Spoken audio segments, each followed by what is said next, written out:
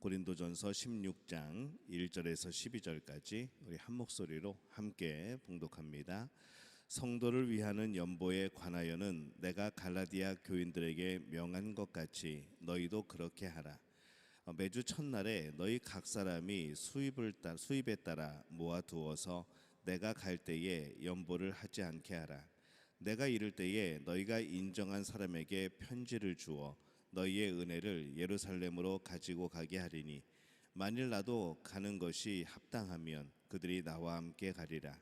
내가 마게도냐를 지날 터이니 마게도냐를 지난 후에 너희에게 가서 혹 너희와 함께 머물며 겨울을 지낼 듯도 하니 이는 너희가 나를 내가 갈 곳으로 보내어 주게 하려 함이라.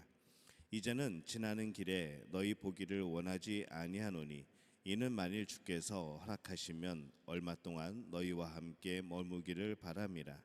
내가 오순절까지 에베소에 머물려 함은 내게 광대하고 유효한 문이 열렸으나 대적하는 자가 많음이라. 디모데가 이르거든 너희는 조심하여 그로 두려움이 없이 너희 가운데 있게 하라. 이는 그도 나와 같이 주의 일을 힘쓰는 자임이라. 그러므로 누구든지 그를 멸시하지 말고 평안히 보내어 내게로 오게 하라. 나는 그가 형제들과 함께 오기를 기다리노라. 형제 아볼로에 대하여는 그에게 형제들과 함께 너에게 가라고 내가 많이 권하였으되 지금은 갈 뜻이 전혀 없으나 기회가 있으면 가리라. 아멘. 할렐루야. 하나님의 은혜가 오늘 새벽에 하루의 첫 시간을 주 앞에 드리는 우리 믿음의 가족들에게 함께 하시기를 예수님의 이름으로 축원합니다. 오늘 말씀은 이 예루살렘을 돕는 이 헌금, 또 그리고 이 바울과 동료들의 사역에 대한 그런 소개이고 또 그런 내용입니다. 앞에서 이 부활에 대해서 길게 이 바울이 설명을 했습니다. 그리스도의 은혜로 우리는 영원한 생명을 품고 그렇게 살게 되었습니다. 근데 아직은 우리는 세상에 있죠. 영원한 생명을 얻은 자이지만 우리의 현실은 아직 세상에 살아가고 있습니다. 그래서 우리의 마음은 뜨거워졌고 우리에게는 소망이 있지만은 여전히 우리에게는 이 현실을 살아나가야 되는 이제 그런 일이 남아 있는 것이죠. 그래서 우리가 이 현실의 어려움을 만날 때에는 당황스러울 수도 있고 여러 가지 문제 앞에서 낙심이 될 수도 있습니다. 이 세상의 현실은 우리를 힘들게 하고 때로는 낙심시키는 그런 상황들을 주어지게 합니다. 근데 우리가 그때에 더욱더 힘을 내야 되는 이유가 있는 것이죠. 왜냐하면 우리는 영원한 생명을 우리는 소유하였고 또 그것을 향해서 달려가는 그러한 삶이기 때문에 그렇습니다. 그래서 이 세상은 우리의 낙심의 현장이 아니고 우리의 주저앉음의 현장이 아니고 믿음의 사역의 현장, 우리가 가진 믿음을 테스트하는, 우리가 가진 믿음으로 승리하며 살아가야 되는 바로 그런 현장이 되어지는 것이죠. 이 바울은 기근으로 어려움 가운데 있는 예루살렘 교회를 위해서 헌금을 할 것을 이야기를 합니다. 2절 말씀에 보면은 매주 첫날에 너희 각 사람이 수입에 따라 모아두어서 내가 갈 때에 연보를 하지 않게 하라라고 말씀을 합니다. 이 헌금으로 도와야 될 사람이 있다는 것은 번거롭거나 귀찮은 일은 아닙니다. 그렇지 않아도 돈 들어갈 곳이 많은데 이 헌금까지 해야 하나라면서 이제 그것을 괴롭게 생각할 수도 있겠죠. 하지만은 이 헌금이라고 하는 것은 나를 힘들게 하는 것이 아니고 나를 살아있게 하는 겁니다. 자신의 것을 남에게 준다는 것은 우리에게 있어서 참 어려운 일입니다. 인간에게 있어서 이 소유라는 것이 때로는 내 자신과 동일시 여겨지기도 하고 이 소유라고 하는 것이 나를 나타내는 어떤 그런 증표로 또 사용되어지기 때문에 이 소유에 대해서 내가 내 소유를 남에게 준다는 것, 이것은 우리 인간에 있어서는 그렇게 쉬운 일만은 아닐 겁니다. 그런데 그렇게 헌금하는 사람은 돈이 우상이 되는 것에서 벗어날 수 있다는 것이죠. 도울 수 있다는 것은 우리에게 있어서 매우 큰 복입니다. 우리는 이 청지기의 삶을 살아가죠. 우리가 가진 모든 것, 또 우리에게 주시는 모든 것이 바로 우리의 능력이 아닌 하나님이 채워주심, 또 하나님께서 허락하여 주심, 또 하나님께서 맡겨주신 것에 대해서 우리가 이 땅에서 사용하고 또 그것에 대해서 하나님이 기뻐하시는 그런 모습으로 사용되어지는 것, 우리는 우리의 삶에 대해 그런 물질관을 가지고 있고 그런 소유에 대한 그런 우리는 마음을 가지고 있습니다. 그래서 도울 수 있다는 것, 이것은 매우 큰 복인 것이죠.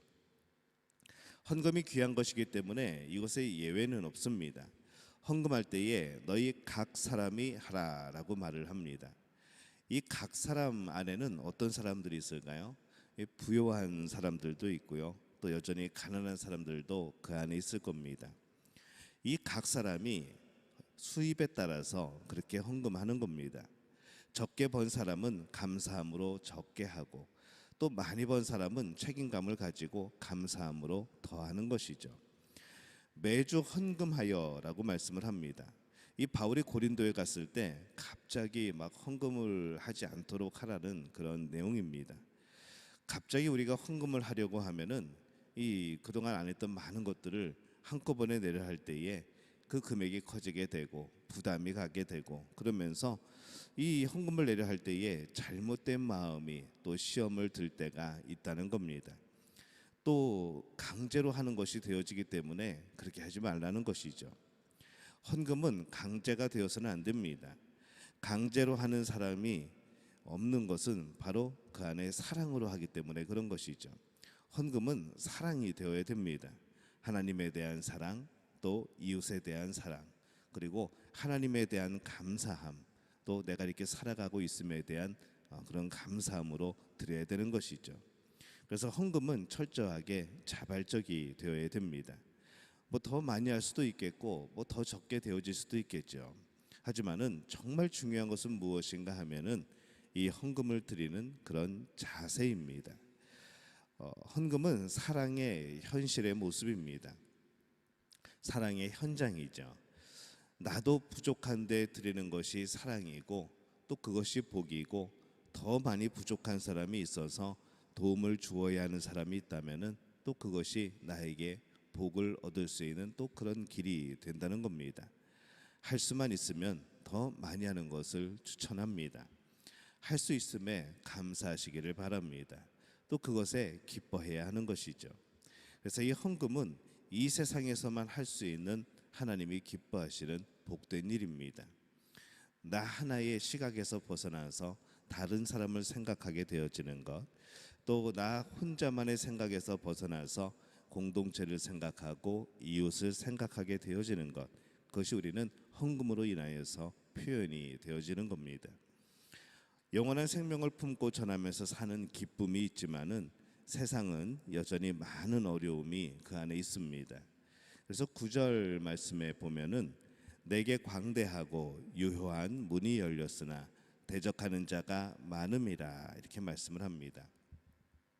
이 바울은 복음을 전해야 할 곳이 있고 또 그것도 많이 있고 또 기회도 온 것 같은데 이 대적하는 사람들이 많아서 참 어려움을 겪었다라고 그가 고백을 합니다. 복음을 전하는 것이니까 이 전능하신 하나님께서 대적자들을 그냥 없애주시고 그냥 무찔러 주시면은 참 좋을 것 같은데 그러나 그렇지 않은 것을 우리는 계속해서 보는 것이죠.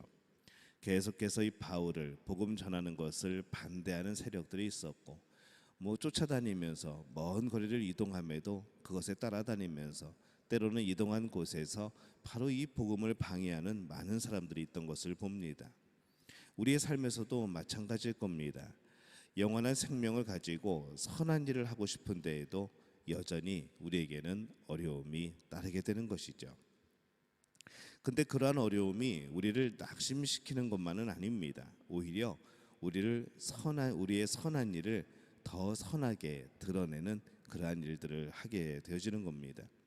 그래서 어려운 가운데서도 그 길을 묵묵히 가는 사람, 그런 사람을 하나님은 더 드러나게 하십니다. 그러니 여러분 낙심하지 마시기 바랍니다. 방해가 많다고 신앙생활에 어려움이 많다고 여러분들이 사라지는 것이 아니라 하나님은 여러분들을 더욱더 뚜렷하게 분명하게 기억하실 줄로 믿습니다. 이 바울은 디모데라는 사역자에 대해서 말을 합니다. 10절에 보면은 디모데가 이르거든 너희는 조심하여 그로 두려움이 없이 너희 가운데 있게 하라.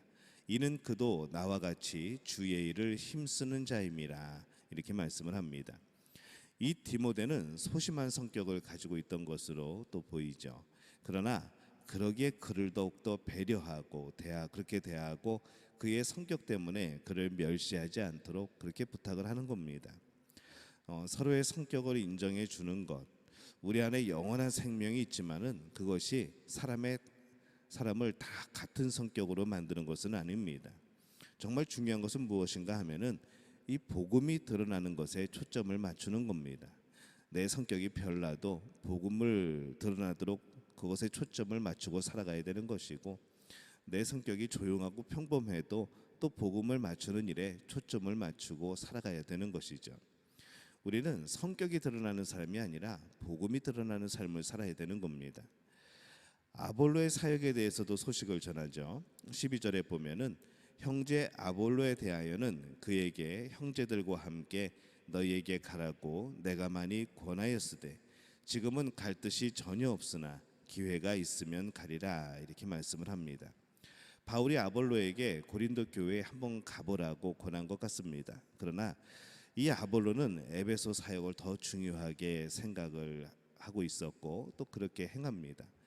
이 바울은 아볼로의 판단과 생각을 존중을 하죠. 그래서 그를 강요하지 않고 그의 의견을 받아들입니다. 우리가 함께 사역을 할 때에 많은 다른 의견들을 만나게 될 겁니다. 의견이 다른 것은 또 하나의 사랑하는 길이 되어지기도 하죠. 의견이 다르면 적이 되는 것이 아니고 의견이 다른 것은 어떻게 보면 당연한 것일 수 있습니다.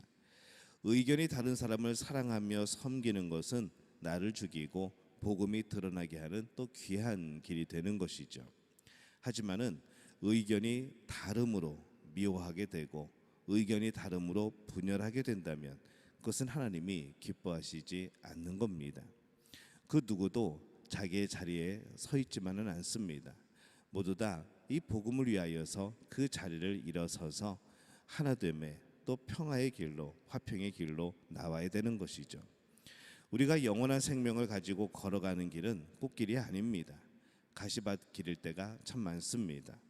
가난한 이들을 사랑하고 또 성격이 다른 사람들도 사랑하고 의견이 다른 사람들을 배려하고 사랑하는 것, 나도 돈이 없고 나도 때로는 성격이 있고 나도 내 의견을 주장할 수 있습니다. 그러나 사실 우리의 그러한 면을 이미 다른 사람들이 많이 받아주었기 때문에 지금까지 참아주었기 때문에 우리가 존재하는 것 아니겠습니까? 그 누군가는 계속 참았을 겁니다. 그 누군가는 계속 용납했을 겁니다. 그 누군가는 눈 감아줬을 겁니다. 그래서 믿음교회는 지금까지 존재하는 겁니다. 더 많이 사랑하는 행복한 길을 걷는 그런 믿음의 가족들이 되어지시기를 바랍니다. 내가 신앙생활하고 있는 것이 예수님의 오래 참으심, 또 하나님의 오래 참으심, 또 우리 성도들이 서로를 향하여서 오래 참고 사랑함의 그런 열매, 그런 결과인 줄로 믿습니다. 우리가 그렇게 서로에 대하여서 오래 참고 또 하나님에 대하여서 감사함을 표현하고 그런 가운데 정말 행복한 신앙생활을 할 수 있는 복된 우리 모두가 되어지기를 예수님의 이름으로 축원합니다.